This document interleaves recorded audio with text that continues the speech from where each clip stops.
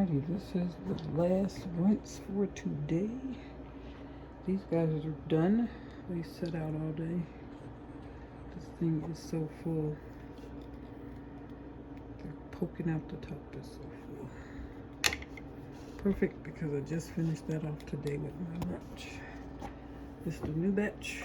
I need to wash and I think I'm gonna leave soaking again tonight because there are broccoli seeds in there, and I believe maybe a couple of radish seeds in there. That's the zucchini. I'm gonna have to crack this code because this is not going well, but it's got some time.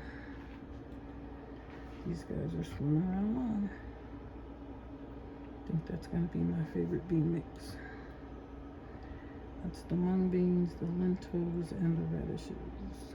I took the zucchini beans out of there because they take too long to germinate. Alrighty, and here's the mushrooms. I just bought the blue one out today. So the pink one's been out for a whole 24 hours, and the blue one's been out for about 6 hours. So we're gonna see how that goes. But they got lots of mycelium on them. I think that's gonna be great. Alrighty, I am going to call that an evening. See you in the morning.